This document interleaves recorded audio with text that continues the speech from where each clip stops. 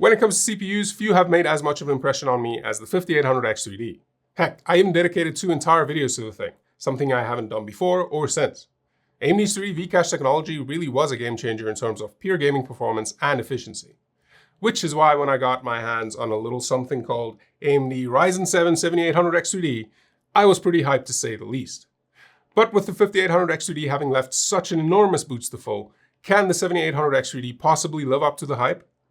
Well, that's what we're here to find out, right after we find out who the sponsor of the segment is. If you haven't already donned your war paint and brushed up on your Navi for Avatar Frontiers of Pandora, then AMD has your back. As of right now, you can grab yourself a copy of the impressive Blue Alien Simulator for free when you buy or upgrade to AMD's otherworldly new graphics cards, CPUs, or full Ryzen and Radeon systems.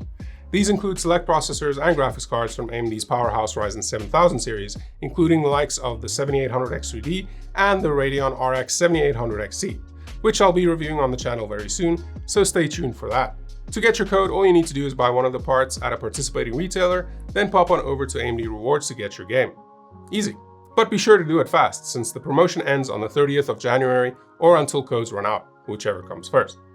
So, if you're looking for your next big AMD upgrade and want to jump into one of the most beautiful games I have ever played, then what are you waiting for? All the details for the AMD Avatar Frontiers of Pandora promotion can be found in the description down below. Thanks to AMD for sponsoring this part of the video, and let's get back to it. Now, even before we could get our hands on the 7800X 3D, it was already tinged by some minor controversy. Mostly centered around the fact that it didn't launch alongside its beefier brothers, the 7950 and 7900X 3D. So essentially, if you wanted the best gaming performance AMD had on offer and you didn't want to wait, you'd have to pick up a more expensive chip that you couldn't even fully utilize in a gaming system. But luckily, the 7800X 3D landed only about a month later, and man did it look like it was worth the wait. Unlike its bigger brothers, the 7800X 3D ships with a more reasonable, for gaming anyway, 8 cores and 16 threads. Just like the 5800X 3D, the 7800X 3D also ships with lower clock speeds than the rest of the chips in its lineup, with a base and boost clock speed of 4.2 and 5 GHz respectively. But as we were reminded with the 5800X 3D, raw clock speed hasn't been king in a while, and the 7800X 3D's 96 MB of L3 cache, 64 more megabytes than the 7700X, should more than make up for the hampered clock speed in the majority of games. The 7800X 3D is configured with the default TDP of 120 watts, more than the 7700X's 105 watts, but because of its 3D V-Cache, the 7800X 3D actually has a lower max operating temperature of 89 degrees C. And just like the rest of the Zen 4 chips, the 7800X 3D features native support for DDR5 up to 5200 MHz. The last spec we need to dive into is arguably the most important, and that's price. As of right now, the 7800X 3D can be had for about $400 or 9,000 Rand here in South Africa, $50 less than it was at launch. That positions it at around $50 more than the 7700X and 5800X 3D, $100 less than the 7900X 3D, and puts it at about the same price as Intel's 14700K and $100 less than the 13600K. All of which means that the 7800X 3D seems shockingly competitive right now. But being priced relatively well means nothing if it doesn't have the performance to back it up. So let's put this bad boy to the test, shall we? The test bench I used for my Zen 4 benchmarking includes MSI's Pro X670P, 32 gigs of Gale's Evo 5 running at 6000 MHz with CL34 timings, MSI's RX 6900 XT Gaming Trio Plus, Cooler Master's ML240R, Crucial's P5 Plus as the main drive, and Antec's signature 1000 watt power supply.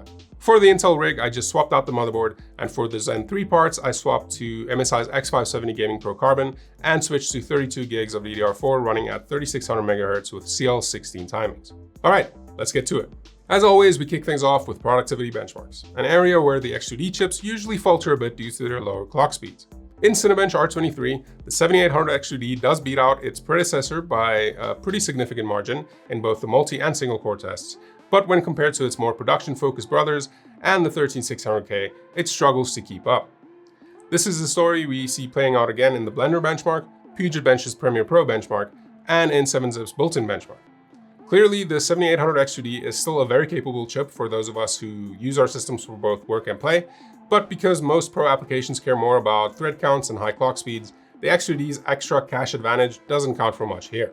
But that's fine. The X3D chips are built for gaming, and if the 5800X 3D's dominance in the space was anything to go by, this is where the 7800X 3D should really shine. And shine it maybe sort of does in Unigen superposition. While the 7800 XUD does come out on top overall, it does so by a pretty slim margin, just barely outpacing the two Ryzen 9 parts. And in 3D Mark's Time Spy, things take a turn for the 7800 XUD, with it losing handily to its beefier siblings and Intel's offering. But to be fair, Time Spy's CPU benchmark has always favored high core counts and high frequencies. Moving on to actual games, things didn't seem all that promising for AMD's newest darling, at least at first. In games like Cyberpunk, Assassin's Creed Valhalla, and F122, the 7800 XUD just barely loses or grabs the top spot. We're talking margin of error territory here. And in games like Spider-Man Remastered, Shadow of the Tomb Raider, and Red Dead Redemption 2, while the 7800 XUD does take a more convincing dub, it was only by 1.5 to 2.3% over its closest rivals. Now, while every possible effort was made to eliminate a GPU bottleneck, in some of these benchmarks, it does seem like it may have been at play to some degree, possibly leading to the 7800 XUD underperforming to some extent in one or two of these titles. But thankfully, that's by no means the end of the story. The rest of the benchmark stack shows the 7800 XUD hitting its stride, landing comfortably at the top spot of the charts. The chip managed a modest but notable win in Borderlands 3 and God of War, coming out ahead by 3.8 and 6.4% respectively, while in Hitman 3 and Horizon Zero Dawn, it widened that gap to 7.2%. Now that's more like it. As for the rest of the benchmarks, well, here's where things get a heck of a lot more interesting. In Far Cry 6 and Starfield, the chip pulled off a much more impressive lead, beating the closest competition by 12 and 14.8% respectively. Oh wait, did I say impressive? Nah, the 7800 XUD's 21.4% and 16.9% win in the Riftbreaker and The Witcher 3. Now that's impressive. Oh, and for anyone wondering why there are no 1440p charts, that's because I spent way too much time benchmarking at higher resolutions, and there just wasn't anything to show. With my current test system, the higher the resolution got, the lower the difference between the chips got until it basically disappeared, which wouldn't be all that interesting to see. 2 days of my life I'll never get back, but it is what it is. Anyway, with all the specs tallied up, the 7800 XUD was a whopping 57% faster than the 3800 XT, 20% faster than the 13600K, 11.4% faster than the 5800 X3D, 10% faster than the 7900, and a more reasonable 6.9, nice, faster than the 7900X. That's a pretty decisive overall win no matter how you slice it. A win that gets all the more amazing when we take a look under the hood. While pushing out the most frames out of all the chips tested, the 7800 X3D also managed to be the most efficient by far. During testing, I never saw the chip draw more than 88 watts, making Intel's 13600K and the 7900X look kind of ridiculous by comparison with their 180 watts plus. And if not for the 3800 XT and 7900 Non-X, it would have been the thermal champ too, only hitting a max of 87.4 degrees C. That's a fraction of the power and temperature for, in some cases, a lot more performance than any of the other chips in the stack. Crazy. At this point, I don't think there's any doubt that the 7800 XUD is AMD's best gaming CPU right now, bar none.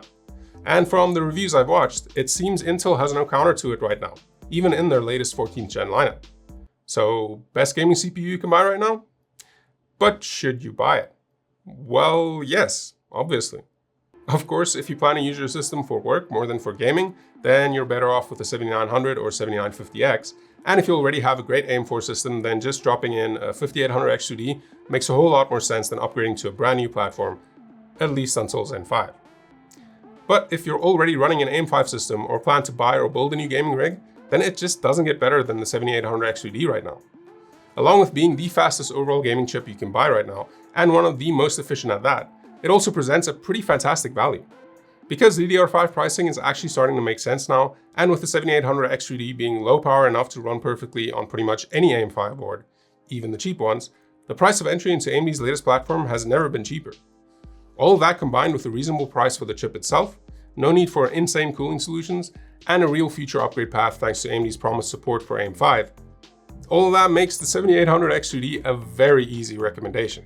And now I recommend you to go watch some of my other videos because this one is done. If you want to grab yourself a free copy of Avatar Frontiers of Pandora, courtesy of AMD, remember to go to the link down below for all of the details. And yeah, like the video if you liked it, get subscribed if you wanna, and I'll see you all in the next one. Cheers.